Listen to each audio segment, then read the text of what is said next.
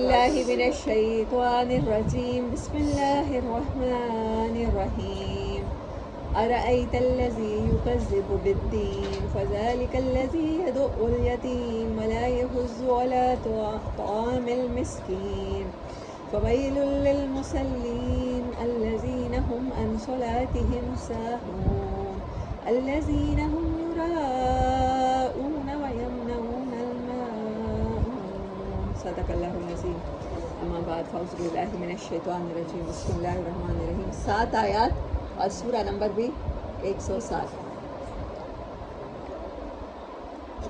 حضرت ابن عباس اور ابن زبیر کہتے ہیں کہ یہ مکی صورت ہے، اور بہت سے صحابہ کا یہ ماننا تھا کہ یہ مدنی صورت ہے، کیونکہ اس میں نماز کی بات کی گئی ہے. نماز تو مکہ میں فرض تھی ہی نہیں، اور مسلمان چھپ کے پڑھتے تھے، اور ٹارچر ہوتا تھا. مطلب اگر اس صورت کا موضوع ٹارچر ہوتا ہے تو پھر اس کو مکل لیا جاتا ہے، یا آخرت کے عذاب سے ڈرایا جاتا ہے، یا قبر کے یا جہنم کے.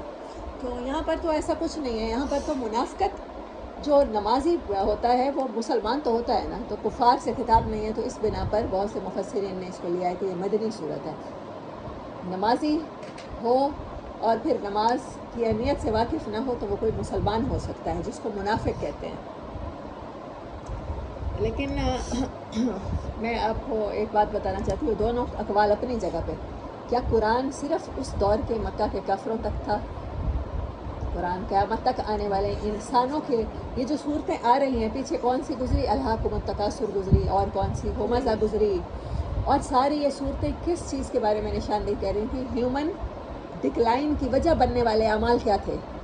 ان کے اخلاق تھے، انسان کے مورلز اور ایتھکس، جس کو بنیاد بنایا ہے اللہ تعالیٰ نے. تو اگر اس کو مکی ہم سمجھتے ہیں تو کوئی بات نہیں ہے، اس میں کوئی مطلب مذائقہ نہیں ہے، کیونکہ یہ کنٹینیوٹی ہے انسان کی بد اخلاقیاں جو مکی معاشرے میں بیس بنائی جا رہی تھی. انسان سے اخلاقی برائیاں دور کی جا رہی تھیں، ان کی نشاندہی کی ہے، انڈیکیٹ کیا اللہ رب العزت نے کہ یہ تمہارے اندر برائی ہے، یہ انسانوں میں ہو سکتی ہے، اس پر ایسے ایسے قابو پا سکتے ہو. تو اس چیز کو اگر دیکھا جائے تو اس کو مکی بھی سمجھا جا سکتا ہے. تو واللہ عالم بالصواب، آپ دونوں میں سے کوئی بھی اوپینین لے سکتے ہیں.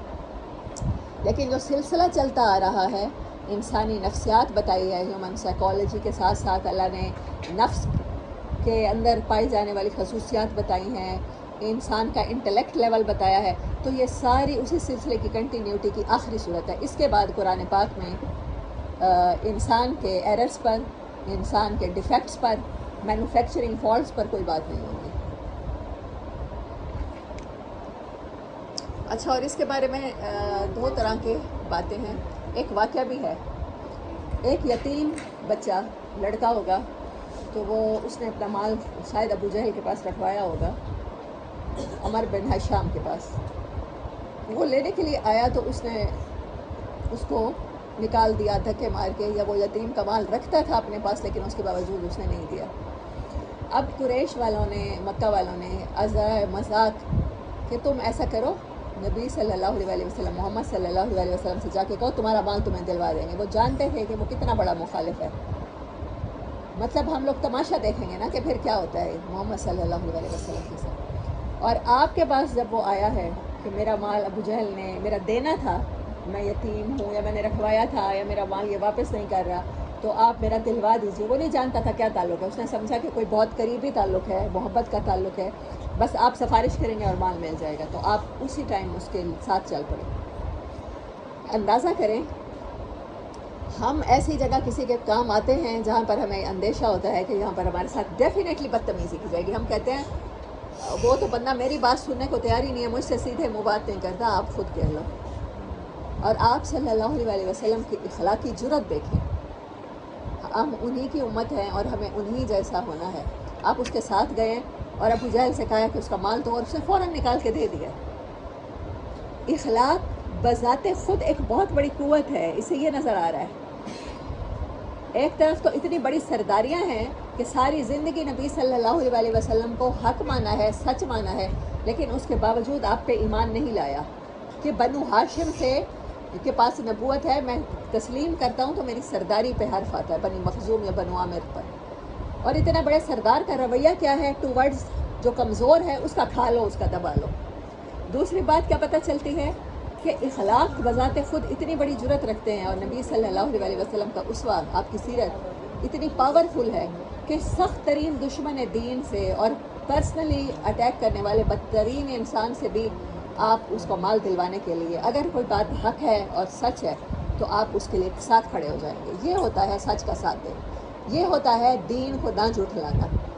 فیصلے کی قوت جو اللہ نے آپ کے اندر دی ہے نا، رائٹ اینڈ رانگ کی پہچان، یہی ہے فطرت، جس کو اللہ نے سورۃ روم میں کہا ہے فطرت اللہ التی فطر الناس علیہا، اور اسی کو دین کہا ہے۔ آگے جو آنے والی آیات ہیں 30 سے لے کر 33 تک سورۃ روم کی، وہ اسی کو دین کہتی ہے، جس کو اللہ کہتا ہے دین اختیار کرو۔ فیصلے کا دن کو بھی اللہ کہتا ہے مالک یوم الدین۔ تو جب آپ کو پتہ چل جائے کہ فلاں شخص حق پر ہے، تو باوجود اپنی تمام تر کمزوری کے اس کے ساتھ کھڑا ہونا آپ کو دنیا آخرت کی حکومت عطا کر دیتا ہے، جیسے کہ نبی صلی اللہ علیہ وسلم۔ ٹھیک ہے، یہ پس منظر دیکھتے ہوئے اب اس صورت کو پڑھتے ہیں۔ بسم اللہ الرحمن الرحیم۔ ارأیت الذی یکذب بالدین، کیا آپ نے دیکھا؟ پہلا مخاطب اس صورت کا کون ہے؟ نبی صلی اللہ علیہ وسلم۔ کیا آپ نے انسانوں میں اس چیز کا مشاہدہ کیا ہے؟ یکذب بالدین، ان کے اندر سے آواز اٹھتی ہے یہ چیز سچ ہے، مانتے ہیں۔ اچھا، پھر ابو جہل کو سب نے کہا کہ تم محمد صلی اللہ علیہ وسلم پر ایمان لایا، اس نے کہا نہیں، اللہ کی قسم میں نہیں لایا۔ تو ان کا پھر ان کا مال کیوں واپس کیا ہے؟ اس نے کہا کہ مجھے ایسے لگ رہا تھا دائیں بائیں آپ کے کوئی حربہ لیے کھڑے ہیں، کوئی حرب جنگ کو کہتے ہیں، جنگی کوئی ہتھیار لیے کھڑے ہیں، تو وہ میرے اندر چلا جائے گا، میں نے اس لیے واپس کیا، باقی ایمان نہیں میں لایا۔ آپ نے اس شخص کو دیکھا جو ایکسپیرینس کرنے کے بعد، جو اندر سے نیچر کی کال آ جانے کے بعد کہ یہ چیز حق ہے۔ کون سی صورت ہے جس میں آیا تھا کہ اس کے بعد بھی دین کو جھٹلاؤ گے؟ سورۃ 3 میں، سورۃ 3 کی آخری 2 آیات جو ہیں، اس میں اللہ تعالیٰ نے کہا تھا، کیا کہا تھا؟ وَالزَّيْتُونِ وَطُورِ سِينِينَ وَهَٰذَا الْبَلَدِ الْأَمِينِ لَقَدْ خَلَقْنَا الْإِنسَانَ فِي أَحْسَنِ تَقْوِيمٍ ثُمَّ رَدَدْنَاهُ أَسْفَلَ سَافِلِينَ لِلَّذِينَ آمَنُوا فَمَا يُكَذِّبُكَ بَعْدُ بِالدِّينِ۔ یہ بالکل اسی کی طرح آیت ہے، دیکھیں، اسی لیے میں نے کہا تھا کہ یہ ہر صورت ایک دوسرے کے ساتھ ایسے لگتا ہے کنٹینیوٹی ہے، ایک سیریز چل رہی ہے۔ کیا یہ کلام آ جانے کے بعد، اتنی فیصلہ کن چیز آ جانے کے بعد، دیکھیں قرآن کیا کر رہا ہے، آپ کے اندر جو لائٹ ہے نیچر کی، اس کو دوبارہ جب لائٹ ریفلیکٹ کرتی ہے آئینے میں، آپ کا آئینہ بن کے دکھاتا ہے نا کہ انسان کے اندر، ہمارے اندر کیا ہے، ہمارے اندر خیر بھی ہے، شر بھی ہے، شیطان کی قوت بھی ہے، اور روح کی قوت بھی ہے، اور قلب کی قوت بھی ہے۔ پھر اللہ تعالیٰ کہتا ہے کہ یہ جو فائنل چیز، جو آئینہ تمہیں مل گیا ہے قرآن، اس کے بعد بھی اب کوئی اور چیز رہ گئی ہے کہ تم حق کو جھٹلاتے ہو؟ اب کوئی ایسی چیز آئے گی جس کے انتظار میں ہو، کوئی ایسا کلام، کوئی ایسا پروفٹ کہ تم اس کے بعد اس پر ایمان لاؤ گے؟ تمہارا انتظار تو ختم ہو گیا، ہول ہیومینٹی کا انتظار ختم ہو گیا جب نبی صلی اللہ علیہ وسلم پر قرآن اترا ہے، آپ کو نبوت ملی ہے، آپ کو خاتم الانبیاء قرار دیا گیا ہے، تو اب ہر چیز کلوز ہو گئی، یہ فائنل ہے۔ وہی کوشچن ارأیت الذی یکذب بالدین یہاں پر ابتدا میں دہرایا گیا، وہ سورت کا آخر ہے آلموسٹ، اور یہ ابتدا ہے۔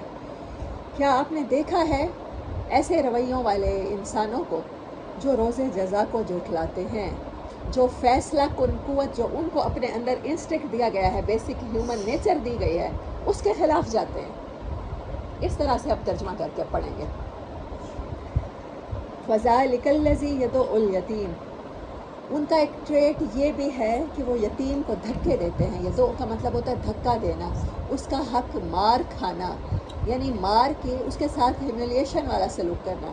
ایک تو یہ ہو سکتا ہے کہ کسی نے آپ کو کاروبار میں لگانے کے لیے دیا ہو، جب کوئی کسی ایک بھائی کا انتقال ہو جاتا ہے تو دوسرے کا جو کاروبار ہے انتقال ہو جانے والے کا، وہ دوسرا بھائی لک آفٹر کرتا ہے، پھر اس میں سے یتیم اپنے گھر میں رہتے ہوئے پرورش پاتے ہیں، ان کو ہر مہینے کا خرچہ یا ہر ہفتے کا یا ہر سال کا ان کو پہنچ جاتا ہے۔ وہ حق کھا کے اس کو دھکا دینا، وہ نہ دینا۔ اور کیا ہے کہ آپ کسی یتیم کو پھر اپنے پاس لے آتے ہیں، یہ جو جیسے ابو جہل والا تھا، یہ اس کے ذمہ لگا ہوا تھا یہ یتیم، تو پھر پاس لے آتے ہیں۔ پھر اگر ان کو اپنے گھر میں شریک بھی کرتے ہیں اپنے ساتھ فیسلٹیز میں، تو پھر ان کے ذمے کیا ہوتا ہے کچھ کام کاج بھی لگا دیتے ہیں. آپ کہتے ہیں مفت کی روٹیاں نہ توڑیں, اور پھر جھڑکیاں بھی ان کے نصیب میں ہوتی ہیں, جھڑک کے بات کرتے ہیں اور ان کی زندگی میں انتہائی حد تک دخل دینے کی کوشش کرتے ہیں. آپ کہتے ہیں اللہ تعالیٰ فرماتے ہیں کہ جو شخص اپنی فیصلہ کن صلاحیت پہ, اپنے ضمیر کی آواز پہ بھروسہ نہیں کرتا, اس کو سچا نہیں مانتا, اس پر لبیک کہہ کر نہیں چلتا, اس کی عادت ہے کہ وہ کیا کرتا ہے, یتیم کا مال کھانا چاہتا ہے. وہ سمجھتا ہے, پچھلی صورت میں کیا آیا تھا, صورت اس میں ہمزہ میں, وہ سمجھتا ہے اس کا مال ہمیشہ باقی رہے گا, اس کے فائدے جو اس مال سے اس کو حاصل ہوتے ہیں وہ ہمیشہ باقی رہیں گے. یتیم کا اگر آپ کھا بھی لیتے ہیں, کتنا سال کھائیں گے؟ موت تک. وہ موت تک آپ کے 20 سال ہیں, 30 سال ہیں, 15 سال ہیں, 5 سال ہیں, یا 2 گھڑیاں ہیں. ایک عارضی اپنے سکون کے لیے, اپنا ہمیشہ کے لیے بے سکونی خرید کر لیتے ہیں جب آپ یتیم کا مال کھاتے ہیں. اور میں قرآن جب سے پڑھا رہی ہوں, جب سے سورۃ مائدہ آئی, آپ کو بتا رہی ہوں کہ ہمارے ہاں اس کی بدترین مثالیں ہیں ہم پاکستانی, کہ ہم لوگ ایٹیبل چیزیں, کھانے پینے کی چیزوں میں حرام حلال کے بارے میں بڑے کانشیس ہیں. میں کیونکہ کرکٹرز کو بہت زیادہ فین گرل تھی, تو ان کو پسند کرتی تھی, تو ان کے ہر ٹور کی میرے پاس ڈیٹیل ہوتی تھی. وہاں گئے, وہاں کھانا نہیں ملا حلال, تو حلال فوڈ کے لیے وہ کہاں کہاں پھرتے رہے. پاکستانی جب دوسرے ملک جاتے ہیں, ان کو فاقہ کرنا پڑے نا, تو فاقہ بھی کر لیتے ہیں, حرام نہیں کھاتے, سور نہیں کھاتے. وہاں جا کے کوشش کرتے ہیں کوئی ایسی چیز نہ کھائے.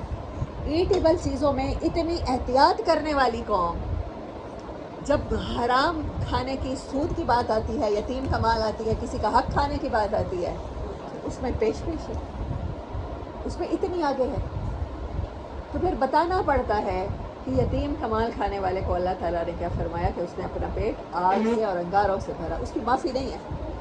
ایٹیبل میں اگر آپ سے کوئی لغزش ہو جاتی ہے, آپ بھوک کے مارے کچھ ایسی جگہ, آپ نے میکڈونلڈ بھی بہت ڈھونڈا ہے, آپ نے سب وے بھی بہت ڈھونڈا ہے, ٹونا فش بھی ڈھونڈی ہے, حلال کھانا ڈھونڈا ہے, بٹ یو کانٹ فائنڈ. ابھی آپ کسی جگہ نہیں گئے ہیں, آپ کو نہیں مل رہا, اور آپ شوگر پیشنٹ ہیں, آپ نے دوائی کھانی ہے, اگر آپ دوائی نہیں کھائیں گے آپ کی انرجی لاسٹ ہوگی, آپ نے کوئی ایسی میڈیسن لینی ہے یا کچھ بھی, تو اس کے لیے آپ کو کھانا کھانا ہے.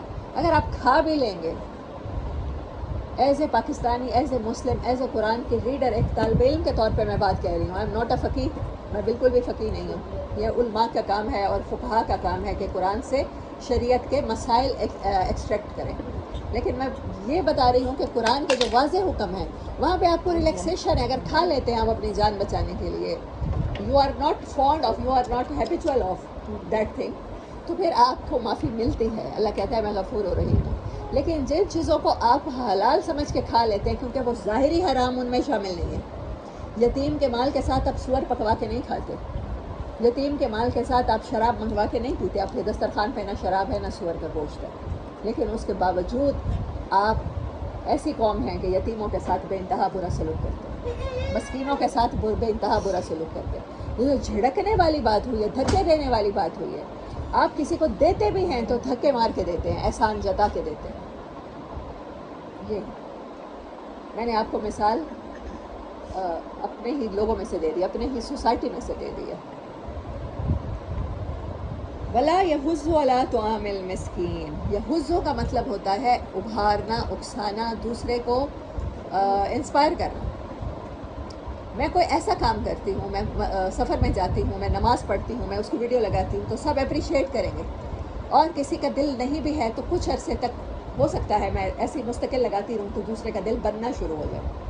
ہم اصل میں اپنے عمل سے انسپائر کرتے ہیں, اچھے یا برے سے. ایسے ہی نماز کا ٹائم ہے اور میں نماز کے لیے نہیں اٹھتی, تو میں اپنی ساتھ والی جو میرے ساتھ بیٹھے ہیں نا, وہ دیکھ کے کہتے ہیں اچھا وہ نہیں پڑھ رہی نا, تو کوئی بات نہیں, ہم بھی قضا کر لیتے ہیں, گھر جا کے پڑھ لیں گے. یا اچھی چیز کے لیے ہم انسپائر کر رہے ہوتے ہیں یا بری چیز کے لیے کر رہے ہوتے ہیں, لیکن ہم ہر ٹائم اپنے عمل سے. کبھی بندروں کو دیکھا ہے وہ کیا کرتے ہیں, انسان کی پوری کاپی کرنے کی کوشش کرتے ہیں. اور انسان سب سے زیادہ, بندر میں تو یہ بہت اس کا مطلب آپ کو ایک مثال طور پہ میں سمجھا سکتی ہوں, لیکن انسان بالکل کاپی کرتا ہے. آپ ہر چیز کی میمیکری کرتے ہیں. بچہ کیا سیکھتا ہے, جو گھر میں لینگویج ماں بولتی ہے, اسی کو کہتے ہیں مدر ٹنگ, جو ہم سب کی مختلف ہے.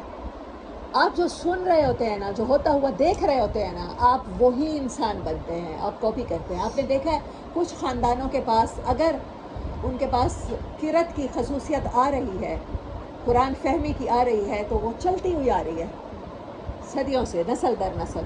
ان کے اندر بائی جین یہ کاپی کرنا شروع کر دیتے ہیں. کچھ خاندانوں میں اگر کیلی گرافی آ رہی ہے، خطاطی آ رہی ہے، تو وہ بھی صدیوں سے چلتی آ رہی ہے. کچھ خاندانوں میں گانے کی صلاحیت اللہ نے دی ہے، آواز اچھی دی ہے، تو وہ بھی ان میں وہ کاپی کر کے ان کا ہر بچہ وہی کرنے کی کوشش کرتا ہے. تو یہ چیز نیچرل ہے. ولا یحزو کا یہی مطلب ہے. آپ کسی کو اکساتے نہیں ہیں، ابھارتے نہیں ہیں، کوشش نہیں کرتے، انسپائر نہیں کرتے، فیسینیٹ نہیں کرتے، توجہ نہیں دلاتے اس طرف. کس طرف؟ اوپر طعام المسکین، مسکین کو جس کے گھر اچھا کھانا نہیں پکتا.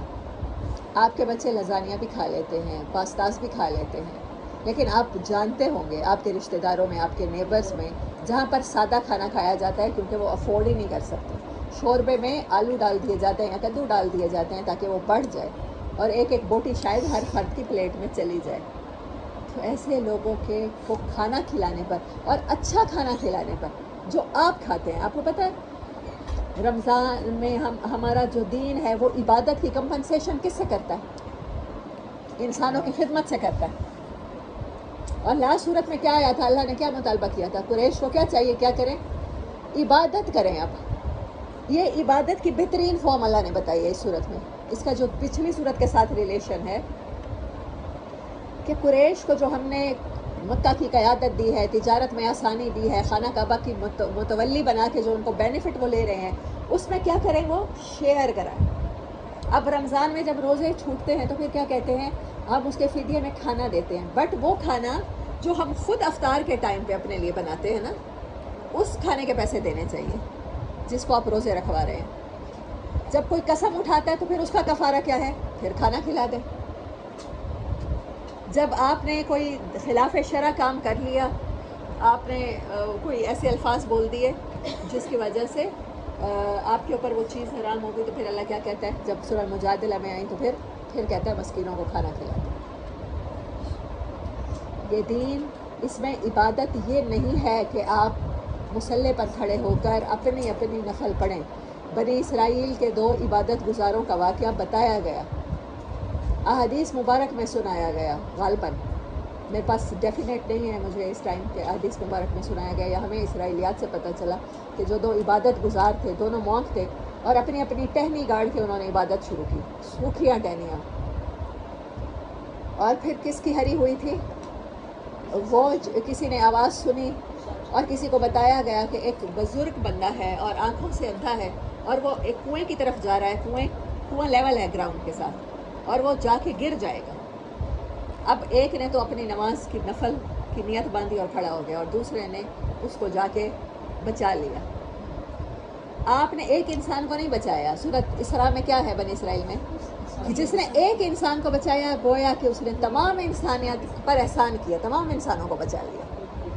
ہے کہ ایسے نہیں ہے؟ فَكَأَنَّمَا أَحْيَا النَّاسَ جَمِيعًا. غالباً یہ الفاظ ہیں، اللہ کرنے بے شمار تو قرآن غلط نہ پڑھوں گے. تو واپس جب آیا تو اس کی ٹہنی ہری ہو گئی تھی. یہ باتیں ہمیں بتائی گئی ہیں کہ ذاتی عبادت کو عبادت نہیں سمجھنا. کسی انسان کی خدمت کر کے آپ اللہ کو شارٹ طریقے سے پا سکتے ہو. کسی اللہ کی مخلوق کے کام آ کے، نبی صلی اللہ علیہ وسلم نے فرمایا ایک بندہ اپنے بھائی کی مدد کے لیے نکلتا ہے تو میری مسجد میں، میرے حرم میں 1 مہینہ اعتکاف کرنے سے اس کا عمل بہتر ہے کہ جو جا کے کسی کی مدد کرتا ہے. سوچیں ہم سب مسجد نبی میں جا کے اعتکاف کرنا کتنی بڑی عبادت سمجھتے ہیں، کتنا بڑا قرب کا وسیلہ سمجھتے ہیں. اس ٹائم خود سیٹسفیکشن فیل ہو رہی ہوتی ہے کہ ہم اللہ نے قبول کیا ہے ہمیں یہاں بلانا، آپ صلی اللہ علیہ وسلم نے ملاقات کرنا، اور ہمیں اللہ نے یہ توفیق دی ہے بغیر وسائل کے ہم یہاں پر آئے کھڑے ہیں، اور وہاں پر معتکف ہونا پورے مہینے کے لیے. کتنی سیٹسفیکشن والی عبادت ہے. اور آپ نے فرمایا میرے گھر میں، میری مسجد میں، میرے حرم میں 1 مہینہ اعتکاف کرنے والا سے وہ شخص بہتر ہے جو اس نے 1 گھڑی جا کے اپنے بھائی کی مدد کی. انسانوں کے کام آنا اتنا ضروری ہے. خیر الناس من ينفع الناس، تم میں سے بہترین انسان ہی وہ ہے کمپیریٹیولی جو لوگوں کے لیے نفع مند ہے. جو لوگوں کے لیے ہارمفل ہے اس کے لیے کیا ہے؟ جہنم کی وہ وادی ہے جس سے جہنم بھی پناہ مانگتی ہے. ایسا ہی ہے نا؟ تو جو لوگوں کے لیے بینیفیشل ہے تو اس کے انعامات بھی تو پھر اتنے ہی ہے نا. اس کو وائس ورثہ کرے نا. یہ جو شخصیت سازی کے لحاظ سے صورتیں آ رہی تھیں، جو بیس بن رہی تھی، ان اخلاقیات کی آخری صورت ہے. وہ کیا کرتا ہے کہ مسکین کو کھانا کھلانے پر لوگوں کو توجہ نہیں دلاتا. فویل للمصلین، سورت کا دوسرا پارٹ شروع ہو گیا. اب ویل کیا ہے؟ ہلاکت کس کے لیے ہے؟ وہ وادی جہنم کی جس سے جہنم پناہ مانگتی ہے. جو ہم نے زبان کے گناہ دیکھے تھے اور جو ہم نے آج یتیم کی بے توقیری پہ ملے گی، آج وہی جہنم نمازیوں کے لیے ہے. یہ سب سے سکیری آیت ہے قرآن کی جو مجھے لگتی ہے. جیسے بہت سی لگتی ہیں، سورت کہف کی ہے کہ میں آپ کو بتاؤں، خبر دوں کہ دنیا میں سب سے اعمال کے لحاظ سے برے لوگ کون ہیں؟ وہ جو سمجھتے ہیں کہ وہ بہترین کام کر رہے ہیں، احسن عمل کر رہے ہیں، لیکن آخر میں پتہ چلے گا کہ نہیں. ٹائم جب ختم ہو جائے گا پھر پتہ چلے گا خسارہ ایسا کہ اس جیسا کوئی خسارہ نہیں ہے، کہ وہاں جا کے پتہ چلے گا کہ سارے کے سارے ضائع ہو گئے. اور آپ اپنی عبادتیں ضائع کر دیتے ہیں جب آپ کسی کی غیبت کرتے ہیں. آپ کی ساری نیکیاں اس کے پاس چلی جاتی ہیں اور اس کی ساری برائیاں آپ پہ ڈال دی جائیں گی. ہے حدیث مبارک کہ قیامت کے دن آپ صلی اللہ علیہ وسلم نے پوچھا، میں تمہیں بتاؤں کہ سب سے مفلس کون ہے؟ صحابہ نے کہا یا رسول اللہ بتائیے. بلکہ صحابہ سے پہلے کوشچن کیا، بتاؤ سب سے مفلس کون ہے؟ صحابہ نے عرض کیا یا رسول اللہ صلی اللہ علیہ وسلم، ہم سمجھتے ہیں جس کے پاس مال نہیں ہے، گھر نہیں ہے، اس کے پاس بیسک جو انسانوں کے ضروریات کا سامان ہے وہ نہیں ہے. آپ نے فرمایا نہیں، میں تمہیں بتاتا ہوں اصل مفلس کون ہوگا. جب عمل کا ٹائم ختم ہوگا، قیامت کے دن آئے گا، نیکیوں کے پہاڑ لے کر آئے گا. حج پہ حج کیے ہیں، عمرے کیے ہیں، زکوٰتیں دی ہیں، چیریٹیز کی ہیں، اتنے نیکیاں لے کر آئے گا کہ پہاڑوں جیسی ہوگی. لیکن کیا ہوگا؟ کسی کا دل دکھایا ہوگا اپنی زبان سے، کسی کو اپنے ہاتھوں سے نقصان پہنچایا ہوگا، کسی کو گالیاں نکالی ہوں گی، تو وہ کسی کی بیک بائٹنگ کی ہوگی. غیبت مرے ہوئے بھائی کا گوشت کھانا ہی ہے. قرآن میں کسی گناہ کی مثال نہیں دی گئی ہے. بتا دیں مجھے، اب تک آپ قرآن آلموسٹ آپ فنش کرنے والے ہیں، کیا قرآن میں کسی گناہ کی مثال دی گئی ہے غیبت کے سوا؟ غیبت کا ایکچوئل فارم اللہ نے بتا دیا ہے. اتنا ناپسندیدہ گناہ ہے. زنا کو نہیں کہا گیا کہ آپ مرے ہوئے بھائی کا اس کی عزت خراب کر رہے ہیں. آپ اس کی، اب کسی دوسرے کی بہن ہے یا بیوی ہے یا بیٹی ہے یا بہو ہے یا کوئی بھی چیز ہے، کوئی بھی رشتہ ہے، تو اس کی عزت خراب کریں. لیکن اس گناہ کی ریئل فارم نہیں بتائی گئی، قتل کی ریئل فارم نہیں بتائی گئی. غیبت کی جو ریئل فارم ہے گناہ کرتے ہوئے، جھوٹ کی ریئل فارم آپ کو نہیں بتائی گئی. آپ کو نماز قضا کرنے کی ریئل فارم نہیں بتائی گئی. لیکن غیبت ایک واحد گناہ ہے. قرآن کے الفاظ ہیں اور قیامت تک ریکارڈڈ ہیں کہ جیسے اپنے مرے ہوئے بھائی کا گوشت کھاتے ہو نا، اور تم اس سے کراہت کرتے ہو، کیا تم میں سے کوئی کھائے گا؟ اللہ نے کوشچن کیا تو نہیں، اور اللہ نے خود آنسر دیا تم کراہت کرتے ہو. غیبت ایسا گناہ ہے جس کو بہت ہلکا لے لیا گیا ہے، گوسپ بنا کے. دل کا بوجھ ہلکا کرنا ہے، یا بیٹی سے کرنا ہے یا بیٹی نے ماں سے کرنا ہے. کیا اللہ نہیں رہا ہمارے پاس؟ ہماری نمازیں کیسی نمازیں ہیں؟ جب بھی یہ آیت آتی ہے تو مجھے سب سے پہلے غیبت یاد آتی ہے، اور میں کوشش کرتی ہوں کہ اس پہ اپنی کنٹرول کرنے کی کوشش کروں. جب میں خود کرنے کی کوشش کرتی ہوں تو میں چاہتی ہوں کہ ہم سب مل کے یہ کوشش کریں. فویل للمصلین، کیوں ویل مستحق ہو جائے گی نمازیوں کے لیے؟ کیوں ہماری نمازیں ضائع ہو جائیں گی؟ اچھا، پھر آپ نے فرمایا، حدیث مبارک سنا رہی تھی کہ پھر وہ اس کی جب اعمال تلنے شروع ہوں گے، پلیز آپ اسپیکر پہ آف کر دیں. جو بھی اس ٹائم آن لائن ہے کلاس لے رہا ہے، اسپیکر آف کر. آپ نے فرمایا کہ جب اعمال تولے جائیں گے تو کوئی آ جائے گا، حقدار آ جائیں گے، جس کو گالی نکالی ہے، تھپڑ مارا ہے، غیبت کی ہے، بہتان لگایا ہے، کہ اللہ تبارک و تعالیٰ آج تو انصاف کا دن ہے، آج فیصلے کا دن ہے، ہمیں انصاف چاہیے. اللہ کہے گا ہاں جی، اب بدلہ کیسے دیں؟ ہاں، اس کے پاس تو کرنسی ہے اور بڑی وافر ہے، پہاڑ کے پہاڑ ہیں، اٹھاؤ اس کی ایک راک جتنی نیکیاں اور اس کے گالی والے کو دے دو. اب ایک پہاڑ جتنی اٹھاؤ اور اس کو جس اس نے جس کو اسٹیپ کیا اس کو دے دو. ایسے کرتے کرتے اس کی نیکیاں ختم.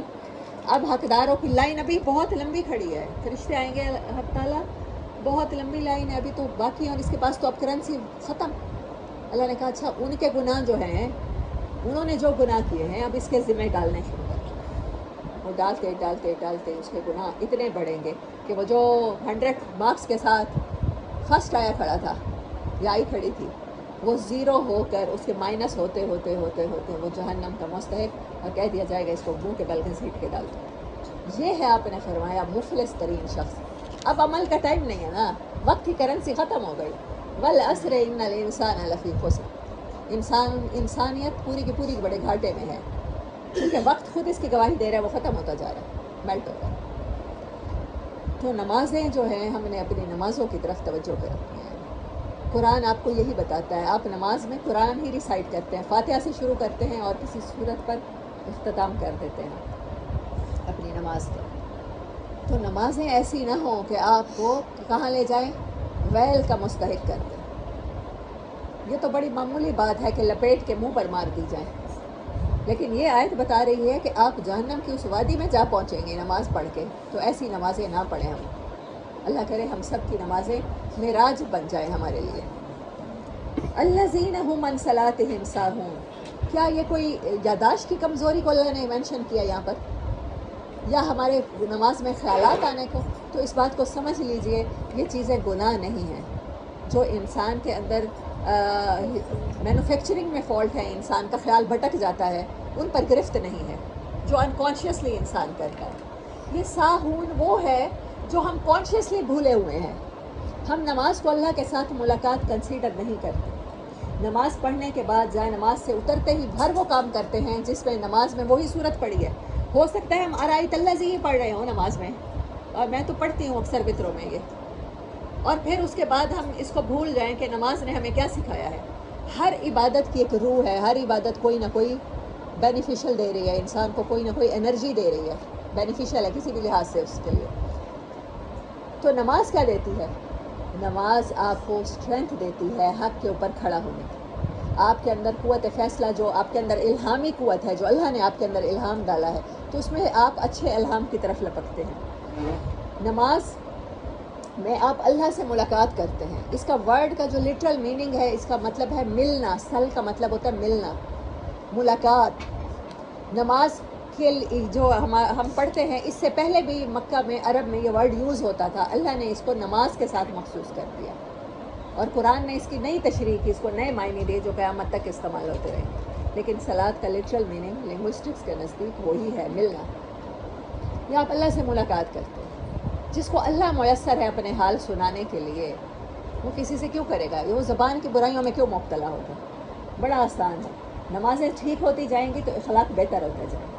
یہ اللہ نے کہا ہے. پہلے ساری اخلاقی برائیاں گنوائی ہیں, اور اس کے بعد بھی اخلاقی برائیاں گنوائی ہیں, لیکن درمیان میں یہ دو آیتیں ہیں, فویل للمصلین الذین هم عن صلاتهم ساہون. اصل میں وہ نماز کی امپورٹنس سے غافل ہیں. انہیں پتہ ہی نہیں ہے نماز انہیں کتنی زیادہ انرجی دے سکتی ہے. جب بھی قرآن میں ذکر آیا ہے, نماز قائم کرنے کا آیا ہے.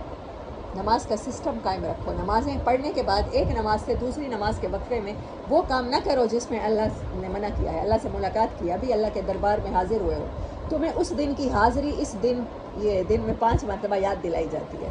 ایسے کھڑے ہو گئے ہاتھ باندھ کے اس کے دربار میں. وہ اپنی نمازوں کی اہمیت سے, امپورٹنس سے غافل ہیں. اور نبی صلی اللہ علیہ وسلم نے فرمایا کہ وہ جو نماز کے لیے, جو نماز کو ٹائم اس کا ختم کر کے کرتے ہیں, قرآن میں ایک اور جگہ اس کی ڈسکرپشن کی گئی ہے, اس کی تفسیر کی گئی ہے. نماز کو نہیں آتے مگر سستی کرتے ہوئے, اور خرچ نہیں کرتے مگر تنگ دلی کے ساتھ. آیت ہے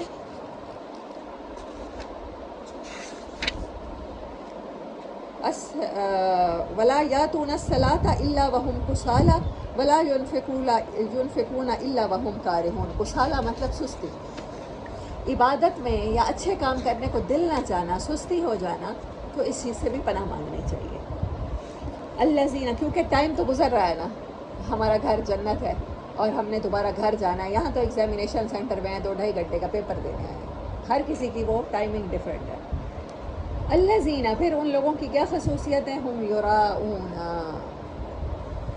وہ صرف نمازیں بھی دکھاوے کو پڑھتے ہیں، عبادت بھی ظاہری مسلمان رہنے کو کرتے ہیں، وَيَمْنَعُونَ الْمَاعُونَ، اور وہ منع کرتے ہیں عام استعمال کی چیزیں۔ جب معون کی ڈیفینیشن نبی صلی اللہ علیہ وسلم سے پوچھی گئی تو آپ نے بتایا حضور صلی اللہ علیہ وسلم کے عہد مبارک میں معون سے مراد ہنڈیا، کلہاڑی، ڈول، ترازو اور ایسی ہی دوسری چیزیں مستعار دینا ہے۔